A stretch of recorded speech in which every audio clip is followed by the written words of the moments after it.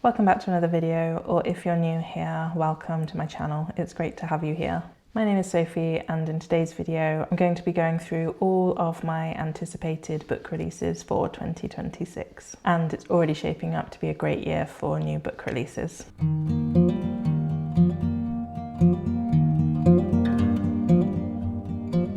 So I'm still trying to get my head around the fact that 2025 is almost over and we're nearly into 2026. But I'm really excited about new book releases for the new year. Most of the books on this list are by authors I've already read and enjoyed in the past. We also have some very anticipated sequels and also some debut authors. So this list is basically books that I've had on my radar and seen being announced. But I'm sure there's going to be a lot of surprises as the year goes on. So I'm going to be going through this list month by month, and I think I have something for most months. And these release dates are the UK release dates, and I got this information from Waterstones. So it's based on any of the dates that they listed on the website. All I know is February and September are looking really exciting. Before we get into it, I want to let you know that I still have some great end of year content planned for the channel. So don't forget to subscribe and enable notifications so that you can be notified as soon as I post anything new. If you enjoy this video, then also don't forget to give it a like. So let's get started. In January, there are 2 releases that I'm looking forward to. And the first one is a sequel to a book that I read earlier this year. And that book was A Language of Dragons by S.F. Williamson. And the sequel to that, A War of Wyverns, is coming out on the 1st of January. So A Language of Dragons is a dark academia fantasy YA set in England in 1923, where dragons are a thing and there's dragon politics and alliances between humans and dragons. So in that book we followed Vivian Featherswallow, who wanted to study dragon languages and linguistics. And I would highly recommend the first book if you like languages and linguistics and you love dragons. So I believe the sequel will follow pretty much on from the ending of the first book, and I'm really excited to read that. I really enjoyed A Language of Dragons. Next up, releasing on the 22nd of January, we have The Elsewhere Express by Samantha Sotto Yambao, who was author of Watermoon, which I read this year. Whilst Watermoon was a little bit of a disappointment for me, I did really enjoy the concept and the idea behind the novel, and I did also enjoy the writing. I just found myself a little bit mixed up with the plot at times, and I'm not sure that the execution was as good as I'd hoped, but I'm still excited to read more by this author. So The Elsewhere Express is about an unfulfilled woman who finds herself on a magical train with a desire to discover life's true purpose. So it does sound quite similar to Watermoon, so I'm interested to see if I enjoy this one more. Then moving into February, which is looking like a really great month. So releasing on the 5th of February is A Stage Set for Villains, and this is by Shannon J. Spann, and she is a debut author. So I was mainly drawn to this one because it is described as being great for fans of The Night Circus,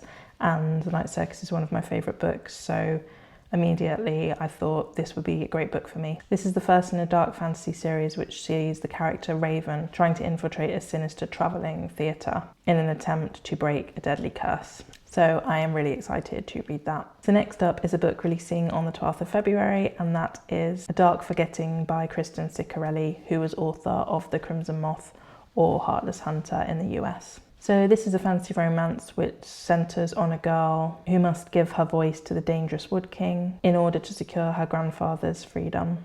And it's described as an epic love story of a magical girl, the boy she left behind, and a deadly curse. So The Crimson Moth was one of my favourite reads, I think it was last year, and I am still waiting to receive the sequel to that from Fairy Loot. So I really want to read that, but I'm going to wait until the edition that I've pre-ordered comes so I don't have multiple copies of it. But I really love Kristen Ciccarelli's writing style, so I'm really excited to read another novel by her. And then on the 17th of February, we have Agnes Aubert's Mystical Cat Shelter by Heather Fawcett. So really the title has hooked me right on this one. It has a mystical cat shelter. I don't even need to read anymore to know that I will probably really enjoy this. It sounds really cozy. So this is from the author of Emily Wilde's Encyclopedia of Fairies. It's about a recently widowed founder of a cat rescue charity crossing paths with a self-absorbed yet handsome magician. So we have Magic and Cats. And I think this is going to be the first pick of Fairy Loot's cozy fantasy box subscription that they've just started. I haven't signed up to that because I don't need any more subscription boxes, but I am really interested to see what kind of pretty edition that they have for this book. And then another book released on the same day, so the 17th of February, is The Sun and the Starmaker by Rachel Griffin, and this is really one of my most anticipated releases for 2026. I pre-ordered this as soon as I saw it announced because I love Rachel Griffin. She is one of my favourite authors. So the story centres around the character of Aurora Finch, and she is a girl from a village kept alive by magic. And then she discovers she is destined to become the next Starmaker, which is a powerful immortal who brings sunlight to the mountains. And she will be training under the current enigmatic Starmaker. And this leads to a fated star-crossed romance between the two. So I'm really excited about that one, and that will probably be an immediate read for me as soon as I get it, or at least that's the plan. Then coming on the 26th of February, we have a sequel to The Bell Witches by Lindsey Kelk, which again was a book that I really loved, and I gave that one 5 stars, so I'm really excited about the sequel, which is called The Witch and the Wolf. So The Bell Witches follows the story of Emily, whose father and only parent ends up dying tragically in an accident. So she is then forced to go and live with the only family she has left in Savannah in Georgia. So she ends up living with her grandmother, and she also meets her aunt. But the Bell family are hiding a dark secret, and Emily also meets Wynne, who she feels an instant spark with, and over the course of book 1 these two become closer and closer, and the spark grows more powerful. But Wynne also has a secret. So yeah, I really enjoyed the first book, and I'm really excited to see where Lindsey Kelk takes this. So she is traditionally a romance author, and she moved into writing this YA, and I think she did a really great job. Next, on the 26th of February, we have Cleopatra by Saara Arifi, and she is author of Feybound and The Final Strife. So I read Feybound and I really enjoyed it. I do have the sequel Cursebound on my TBR, and also the Final Strife trilogy to read. So I did really like her writing style, and I am really excited to pick up this one based on the fact that it's about Cleopatra. So this reimagines the story of the iconic queen of Egypt, Cleopatra.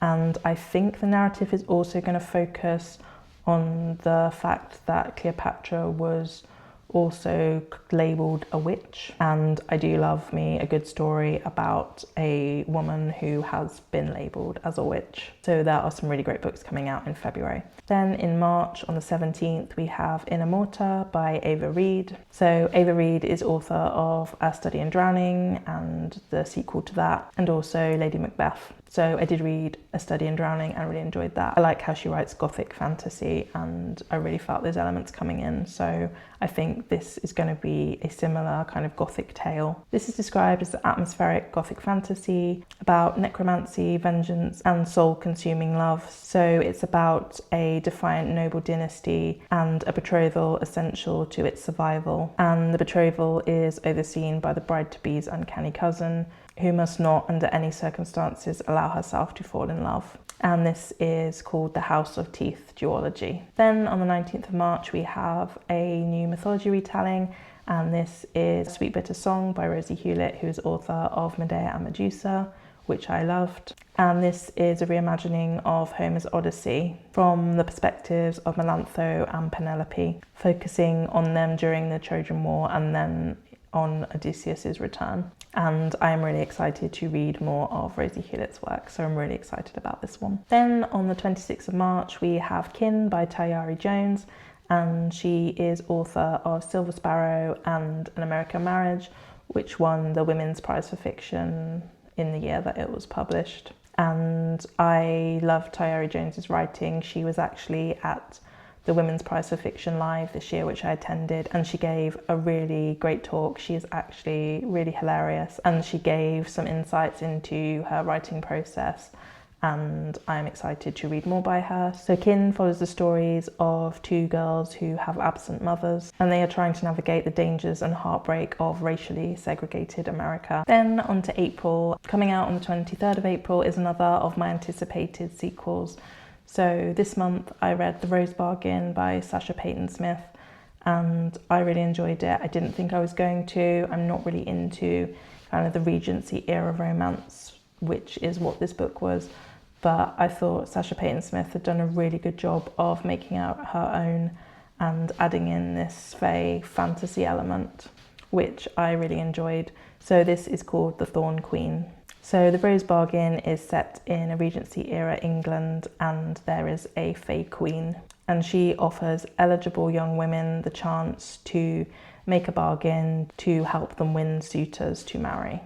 But every bargain has a price, and this particular year the Queen is offering a select few of young women the chance to win her fae son's hand. And yeah, as I said, I didn't think this one would be for me, but I did really enjoy it, so I'm excited to see what is going to come next. Then another book that's coming out on the 23rd of April is Survival Show by Juno Dawson.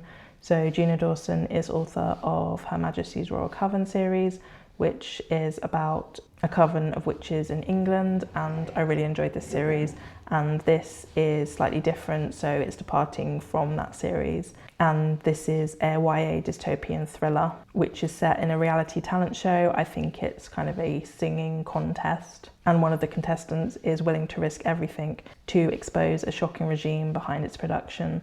So I am a big fan of dystopia, and I do like YA dystopia, and this one sounds really interesting, so I'm excited to pick that one up, and I do really enjoy Juno Dawson's writing. Then coming out on the 30th of April, we have Japanese Gothic by Kylie Lee Baker, and she is author of Bat Eater, which I read earlier this year and really enjoyed. It was one of my top picks of this year, so I'm really excited to read more by this author. I did also read her other series, which I think is called The Scarlet Alchemist.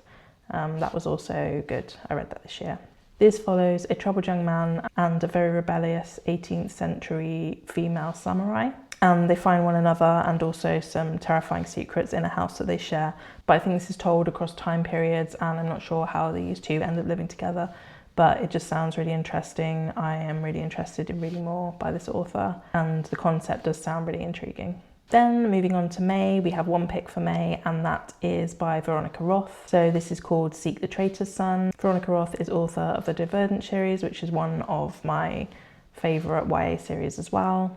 And this is the first book in a sci-fi series about a soldier from a small nation who is defending her nation against a more powerful nation who worships a deadly fever that blesses half of its victims with mysterious gifts. So I really did enjoy Veronica Roth's writing. I read some other books by her as well, and I'm really keen to see what she has next. So I'm excited for this one too. Then into June, and on the 2nd of June, we have Land by Maggie O'Farrell. So Maggie O'Farrell is author of Hamnet, which has just been turned into a film, which I'm really excited to see. I really enjoyed that book, and Maggie O'Farrell is a great writer. So this one is set in 19th century Ireland, and this is inspired by the mapping of the country. And this also sounds very similar to a play by Brian Friel called Translations, which is about language and cultural identity and how calling places particular names can take away the identity of one culture. So it's about that happening. I am really interested in language and linguistics, so I'm really excited about this one and to see what Maggie O'Farrell has written about this topic and how she has framed that. Then we have The Unicorn Hunters by Catherine Arden, and the reason why I'm interested in this one is I love the Winter Night trilogy by this author, so I'm interested to see what she has written next. I didn't read her latest release, but that's also one that I'm interested in picking up. So this one is a historical fantasy, so I don't necessarily gravitate towards historical fantasy, although it depends on the topic that the historical fantasy is talking about. There are a few historical fantasies that I have really loved. So this is about the daughter of the King of Brittany, who must venture into a dark wood of enchantments to avoid union with the French. So I did really enjoy Catherine Arden's writing style, so I'm interested to pick this one up and see if I like more of her work. Then on the 4th of June is another one of my high priority releases for 2026, and this is another mythology retelling, and it is by Jennifer Saint, and it's called This Immortal Heart. So Jennifer Saint is author of Hera and Ariadne, which are books that I enjoyed. And this is a new mythology retelling focused on Aphrodite and her relationship with Ares. I love this author and I love mythology retellings, so I am expecting to love this one. Then moving into July, on the 28th of July is a release by actually a booktuber, Tayari Jones. I've watched her channel for a while and she has now become a published author, and it's called Theodora's Tea Shop. So this is a cozy fantasy with witchy magic and found family, and this sounds very much inspired by Howl's Moving Castle, which I know that Tayari Jones loves that book. So it does seem to have similar elements to that. And this is following Dorothy, who should have died at the age of 14, but she didn't, and she is now in her 20s and she is fed up with life. So she decides to get away and go somewhere new. And she ends up becoming the apprentice for the most powerful witch called Theodora and helping her out in her tea shop. And Theodora has some dark secrets. So I'm really interested in this one. I do love witchy fantasy, especially cozy witchy fantasy. So I am looking forward to this release. Then into September, again, this is looking like a really great month for new releases. So on the 1st of September, we have The Knave and the Moon by Rachel Gillig, which is the sequel to The Night and the Moth, which I read last month and really enjoyed. So The Night and the Moth follows a group of young girls called diviners, and they live in a cathedral, and it's set in a fantasy world. So these young girls receive divine visions from omens when they bathe in the sacred waters at Aisling Cathedral. And we follow the story of Sybil, or Six as she is known, as she carries out these divinations. But soon we discover that her fellow diviners are slowly going missing and she is the only one left. So she sets out on an adventure to try and find out what happened to her diviners. And as it's not that safe for her by herself, she ends up teaming up with young King Benji and his knight Roderick to find out what happened to the diviners and hopefully bring them back. And I really enjoyed this one. So I'm really excited to see what's going to happen next in the series.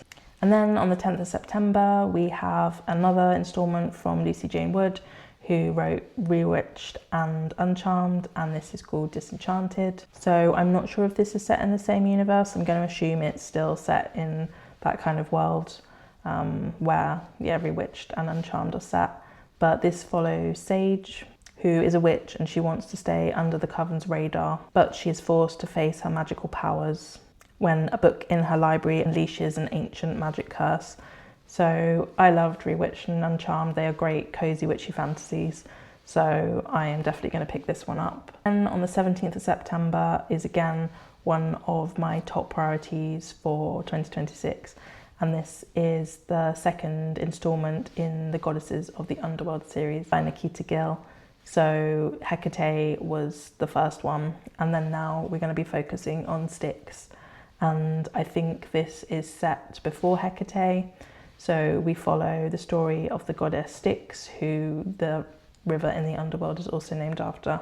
And it will show how she carved her own path to womanhood alongside her sister Asteria. Then the last of my anticipated releases for 2026 is actually a book that I already own, but it is a new collector's edition. This is New Moon by Stephanie Meyer, and a few months ago there was a new release of a beautiful hardback collector's edition of Twilight, which has a secret on the edges, so there's character art when you open up the book. And it was a really beautiful edition, and they are doing the rest of the series.